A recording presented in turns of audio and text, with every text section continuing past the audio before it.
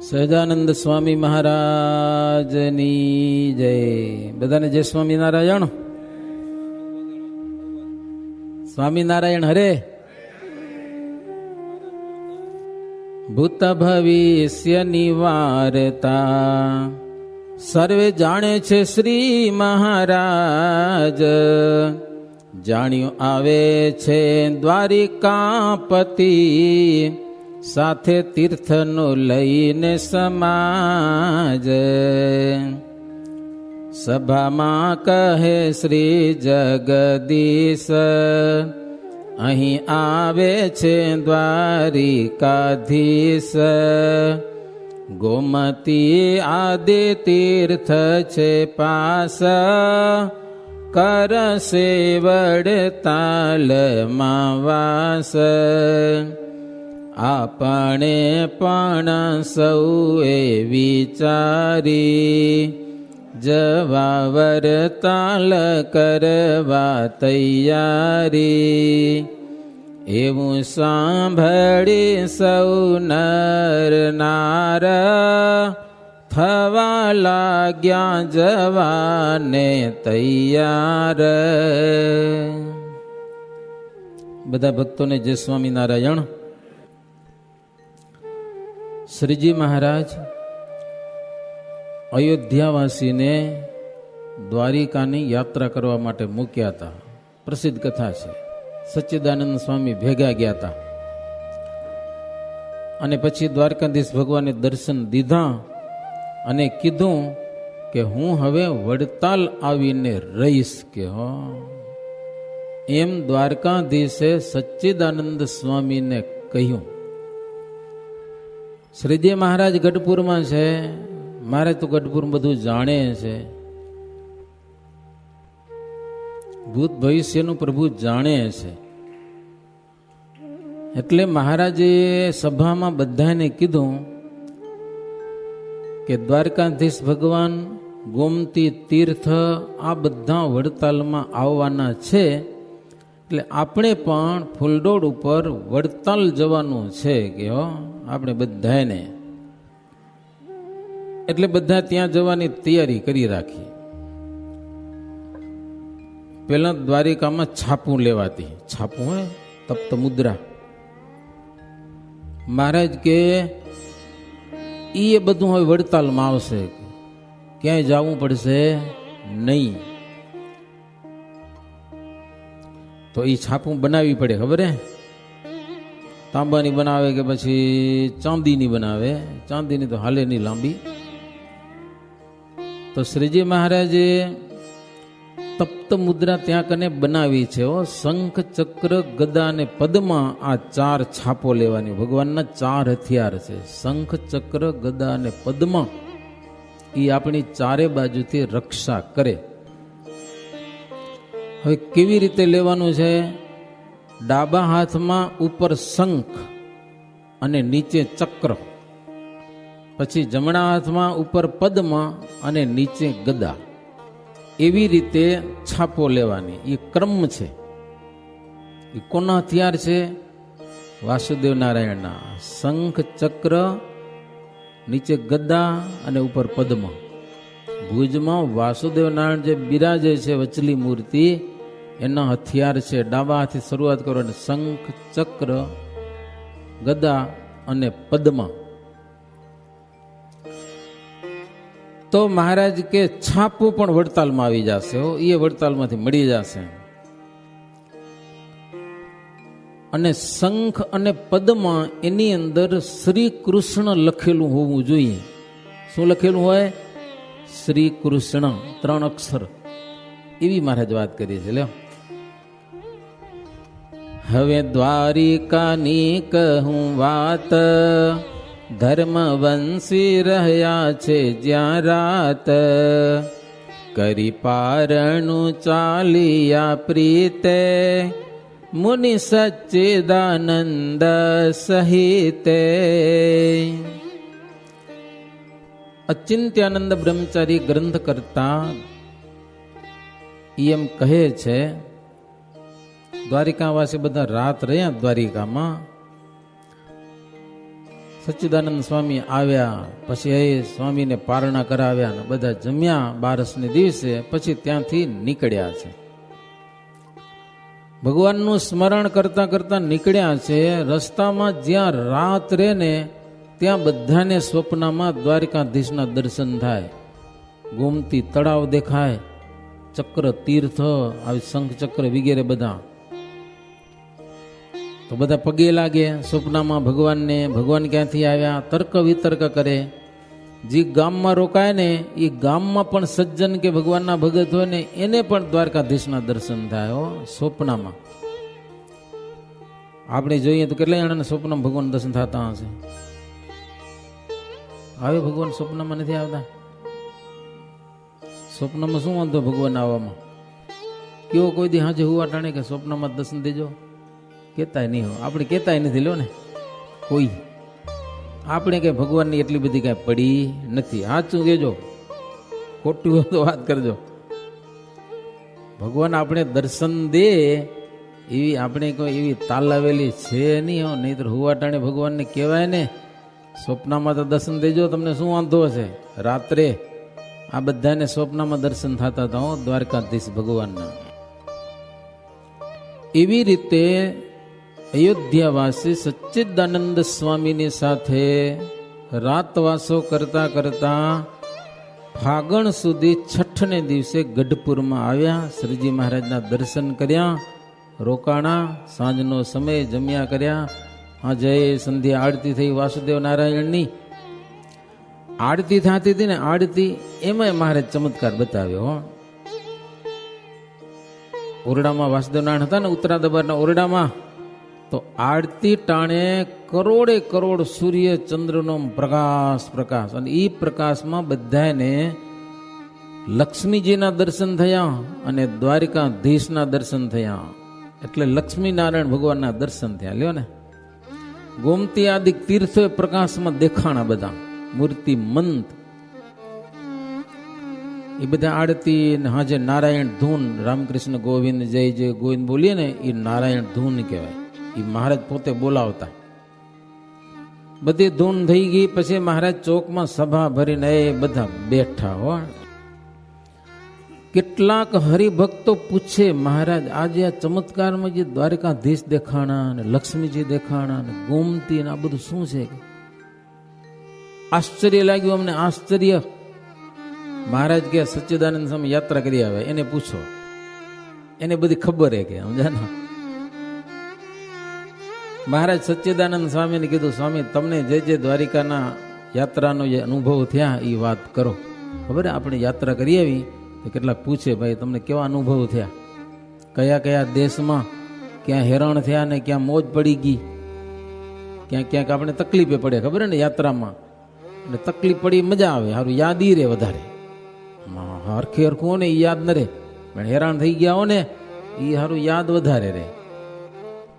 સચ્ચિદાનંદ સ્વામીને મહારાજ કીધું, શ્રીજી મહારાજની આજ્ઞા હતી કે અમારા આશ્રિત સર્વે સંતો અને સર્વે હરિભક્તો દ્વારિકાની યાત્રા કરવી, બેટ દ્વારકા સહિત બધી.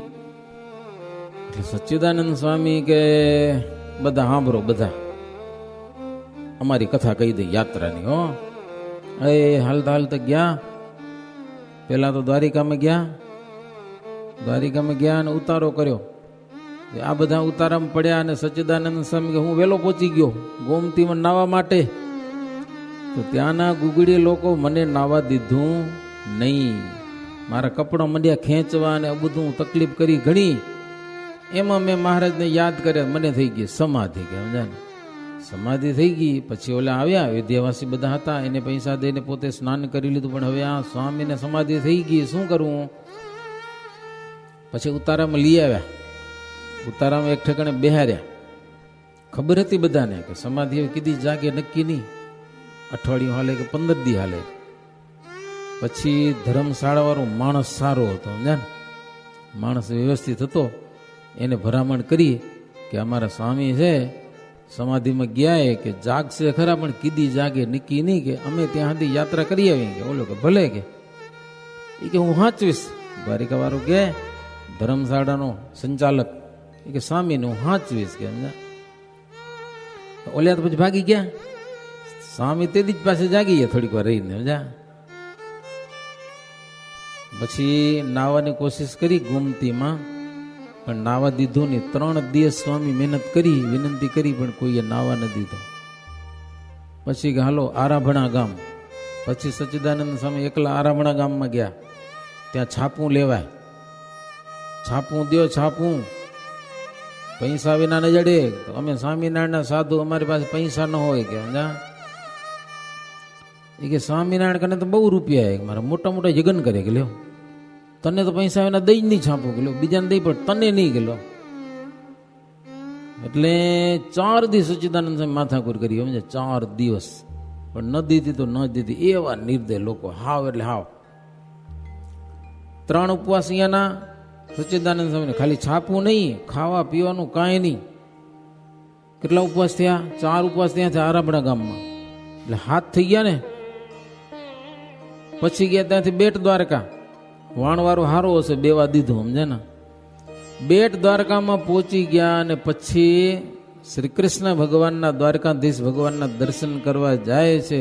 દરવાજાની અંદર જ કેટલાક લોકોને ખબર પડી ગઈ કે આ છાપું લઈ આવ્યો નથી. એટલે સચ્ચિદાનંદ સ્વામીને કે છાપું લીધી નથી ને ક્યાં જાય છે દર્શન કરવા? નિગરવારે મારે ધક્કા મારીને બહાર કાઢેલો, મંદિરમાં જવા દીધા નહીં. હામે એક દુકાન હતી, દુકાનની ઓટલી ઉપર જઈ અને સચ્ચિદાનંદ સામે બેસી ગયા. દરવાજાની સામે જોઈને કોકને દયા આવશે દર્શન દેશે. ત્યાંના લોકો કે અહીંયા કોઈને દયા ના આવે કે લો, પૈસા દઈને દર્શન થાય. એક તો છાપો નથી લીધી ને પાછા દર્શન કરવા છે. ઓલો કે અમે સ્વામિનારાયણના સાધુ, અમારે કને પૈસા ન હોય. ઓલ્યા કે સ્વામિનારાયણને તમે જમદૂત છીએ કે લ્યો, સ્વામિનારાયણ પોતે ભગવાન કહેવાય છે. અહીંયા શું કેમ બુડાણો હોય સચ્ચિદાનંદ સ્વામીને કે તારા સ્વામિનારાયણના દર્શન કરી લે ને? જેમ ને તેમ બોલે હો, કાંઈ ઠેકાણું નહીં બોલવાનું. સચ્ચિદાનંદ સ્વામી સાંભળ્યા કરે. સચ્ચિદાનંદ સ્વામી વિચાર કર્યો કે મહારાજની આજ્ઞા છે કે દ્વારકાધીશના દર્શન કરીને આવજો. જ્યાં સુધી ભગવાન શ્રી કૃષ્ણ મને દર્શન ન દે ત્યાં સુધી પાછું જવાય નહીં. મહારાજની આજ્ઞા ન લોભાય ને. પછી તો બેસી રહ્યા હો. 4 દિવસ ત્યાં થઈ ગયા. કેટલા? 4 દિવસ ખાધા પીધા વગર દર્શન કરવા છે. એકાદશી આવી. એકાદશીને રાત્રિમાં સચ્ચિદાનંદ સ્વામી ભગવાનને વઢ્યા થોડાક. એ કાંઈ દયા આવે? દયા દર્શન તો દો, મરી જઈશ કે હું પછી તમને આપઘાત લાગશે કે સમજા કે નહીં. 11 દિવસ થઈ ગયા દર્શન દેતા નથી તમે. એવી ક્રૂરતા તમારામાં ક્યાંથી આવી ગઈ? એમ શ્રી કૃષ્ણ ભગવાનની પ્રાર્થના કરી હતી. એકાદશીને રાત્રે સચ્ચિદાનંદ સ્વામીને શ્રી કૃષ્ણ ભગવાને દર્શન દીધા. હો, હે શંખ ચક્ર ગદા પદ્મના અલૌકિક દર્શન દીધા. દર્શન થયા એટલે સચ્ચિદાનંદ સ્વામીને 11 દિવસનું જે દુઃખ હતું ઉપવાસનું એ બધું મટી ગયું, શાંતિ થઈ ગઈ. પછી ભગવાન આ સચ્ચિદાનંદ સ્વામી ભગવાનની સ્તુતિ પ્રાર્થના ઘણી બધી કરીએ છે. પછી કીધું કે જુઓ ભગવાન તમે એક જ છો. શ્રીજી મહારાજે તમે છો ને અહીંયા તમે જ છો, પણ તમારી આજ્ઞા છે અહીંયા દર્શન કરવા. ગ્રસ્ત તો ઠીક છે, હાલો પૈસા દઈને દર્શન કરી લે, છાપું લઈ લે, નાઈ લે. અમારે ત્યાગીને શું કરવું? હેરાન થઈ જશે બધા સાધુ કે. આટલા સુધી વાત સચ્ચિદાનંદ સ્વામી કરીને ગઢપુરની સભામાં બધા સંતોને એમ થયું કે 11 ઉપવાસ થઈ ગયા, ભગવાનના દર્શન ન થયા, આપણું શું થશે કે. પછી સચ્ચિદાનંદ સ્વામી પછી ભગવાન મને દર્શન દીધા અને એમ કીધું કે અહીંયાના લોકો થોડાક એવા નિર્દય છે, બધા દયા કોઈને છે નહીં, એટલે હવે હું વડતાલમાં આવીને રહીશ કે લ્યો. ભગવાન મને દર્શન દીધા. પછી અમે જ્યાં જ્યાં રાત્રિ રોકાણા ને ત્યાં ભગવાન અમને દેખાણા છે કે. આટલી બધી સભામાં વાત થઈ. સચ્ચિદાનંદ સ્વામીએ વાત કરી કે દ્વારકાધીશે અમને વરદાન આપેલું છે કે હું આવું છું. બધા સંતો રાજી થયા કે હવે વાંધો નથી કેમ સમજા ને. પછી શ્રીજી મહારાજ કે જો હવે દ્વારકાધીશને વડતાલમાં આવવું છે એટલે આપણે આવતીકાલે બધાને અહીંયાથી નીકળવાનું છે ગઢપુરથી. કે સવારે વહેલા બધા તૈયાર થઈ જાજો. લાધા ઠક્કરને કહી દીધું મહારાજ દેશ સુદેશ પત્રિકાઓ લખી નાખો કે વડતાલ આવી જાય ફૂલડોળના ઉત્સવ ઉપર બધા જ. અને પત્રિકામાં એવું લખાવ્યું કે ગોમતીજી સુધા દ્વારિકેશ એટલે ગોમતી સહિત દ્વારિકાધીશ છે ને ફૂલડોળને દિવસે વડતાલમાં આપણે એનું સ્થાપન કરવાનું છે, વડતાલમાં વસવાના છે, એટલા માટે ખાસ બધા માણસો આવજો, ત્યાગી હો કે ગ્રહસ્થ હો બધા વડતાલ આવજો. બીજે દિવસે ભગવાન શ્રી હરિ પ્રભાતમાં જ ઘણા બધા સંતો અને ભક્તજનોને સાથે લઈ દાદા ખાચરને પણ ભેગા લીધા. હો હાલો કે મજા આવશે. જીવબા ને લાડુબા ને એ બધા ભેડા હાલ્યા, ધર્મવંશી માણસો હતા એ બધા ભેડા હાલ્યા. હો આખો રસાલો ભેગો લઈ મહારાજ નીકળ્યા. સારંગપુરમાં એક રાત રહ્યા, ત્યાંથી પગડી ચાલ્યા તો બીજે દિવસે સુંદરિયાણા ગામમાં આવ્યા. સુંદરિયાણાનું નામ સાંભળ્યું હશે તમે, ભીમનાથની બાજુમાં છે. ત્યાંના હિમરાજ શાહ શેઠ, વનાસા પુંજા શાહ પાકા સત્સંગી, નાતે બહુ ઉપાધિ કરી હતી એને સત્સંગ છોડાવવા, પણ છોડ્યો નથી. તો સુંદરિયાણામાં પણ સારી સેવા કરી આ ભક્તજનો મહારાજની અને સંતો ભક્તજનોની બધાની બહુ પ્રેમથી. ત્યાં રાત રોકાણા ને મહારાજની સાથે જેટલા બધા હતા ને સંતો ભક્તજનો બધાને એક જ જાતનું સ્વપ્ન કે દ્વારકાધીશ વડતાલ આવે છે, ગોમતી તેણે સહિત, લક્ષ્મીજી સહિત. સવારે ઉઠીને એ બધા એકબીજાને વાત કરે કે મને એવું સપનું આવ્યું, ઓલો કે મને એવું આવ્યું, ઓલો કે મને એવું આવ્યું. બધાને એક જ જાતનું સપનું લ્યો, જેટલા માણસો હતા એને. સુંદરિયાણા ગામના માણસોને પણ એવા સ્વપ્ન આવ્યા કે એ દ્વારકાધીશના દર્શન થયા સ્વપ્નમાં, વડતાલ આવેલા એમ. મહારાજ કે વડતાલમાં દર્શન થશે પ્રત્યક્ષ, માટે હાલો બધા. પછી સુંદરિયાણાથી નીકળ્યા છે સવારે વહેલા, કારણ કે સંઘમાં સંતો ભક્તો ઘણા બધા હતા, પાણીની વ્યવસ્થા ગામડામાં હોય નહીં. સવારે 4 વાગે મહારાજ કે રવાના થઈ જવાનું છે, એ અંજવાડું થશે ને પછી કંઈક તળાવડા આવશે ને ત્યાં નાસું ધોશું ને પૂજા પાઠ કરશું. સવારે નાયા વિના બધા નીકળ્યા. હો